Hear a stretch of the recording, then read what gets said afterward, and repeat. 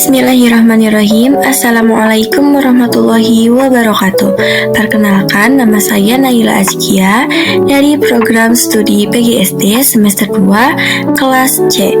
Di sini saya akan memaparkan materi mengenai Lawrence Kohlberg, teori perkembangan moral. Tugas presentasi ini disusun untuk memenuhi salah satu proyek UAS mata kuliah perkembangan peserta didik yang diampu oleh Ibu Sopa Siti Marwah. Selanjutnya, saya akan memaparkan mengenai latar belakang. Lawrence Kohlberg dilahirkan pada tanggal 25 Oktober 1925 di Bronxville, New York. Kohlberg sangat tertarik dengan karya Piaget yang berjudul The Moral Judgment of the Child. Ketertarikan Kohlberg tersebut mendorongnya untuk melakukan penelitian tentang proses perkembangan pertimbangan moral pada anak. Istilah moral berasal dari kata Latin mores yang artinya tata cara dalam kehidupan, adat istiadat, atau kebiasaan. Selanjutnya, saya akan memaparkan teori perkembangan moral Lawrence Kohlberg. Kohlberg mengemukakan teori perkembangan moral berdasar dari teori Piaget, yaitu dengan pendekatan organismik atau melalui tahap-tahap perkembangan yang memiliki urutan pasti dan berlaku secara universal. Selain itu, Kohlberg juga menyelidiki struktur proses berpikir yang mendasari perilaku moral atau moral behavior. Tahapan perkembangan moral adalah ukuran dari tinggi rendahnya moral seseorang berdasarkan perkembangan penalaran moralnya. Seperti yang diungkapkan oleh Lawrence Kohlberg, teori ini berpandangan bahwa penalaran moral yang merupakan dasar dari perilaku etis mempunyai 6 tahapan perkembangan yang dapat teridentifikasi. Ia mengikuti perkembangan dari keputusan moral seiring penambahan usia yang semula diteliti Piaget, yang menyatakan bahwa logika dan moralitas berkembang melalui tahapan-tahapan konstruktif.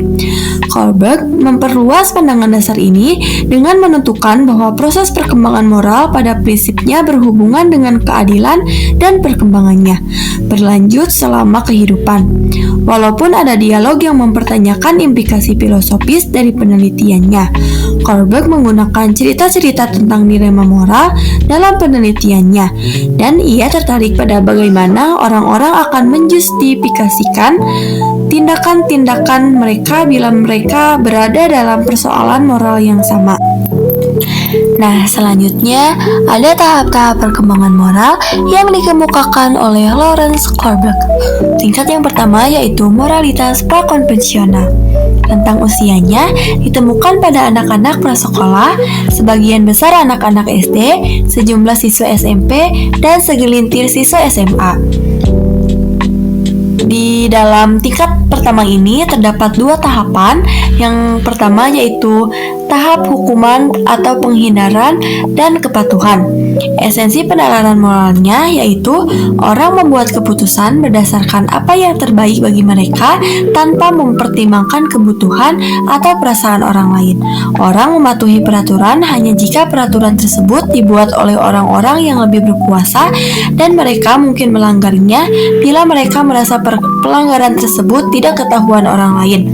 Perilaku yang salah adalah perilaku yang akan mendapatkan hukuman. Tahap yang kedua yaitu saling memberi dan menerima. Esensi penalaran moralnya yaitu orang memahami bahwa orang lain juga memiliki kebutuhan.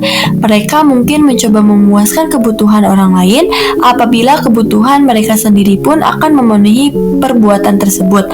Contohnya yaitu, bila kamu mau memijat punggungku, aku pun akan memijat punggungmu.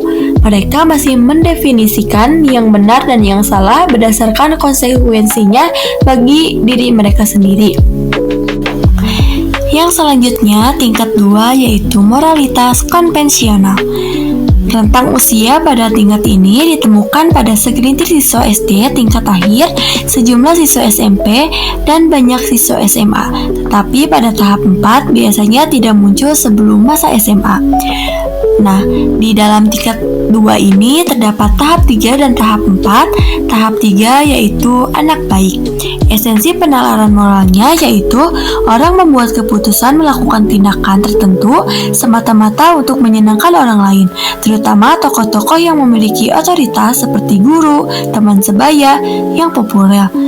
Mereka sangat peduli pada terjaganya hubungan persahabatan melalui sharing, kepercayaan, dan kesetiaan, dan juga mempertimbangkan perspektif serta maksud orang lain ketika membuat keputusan.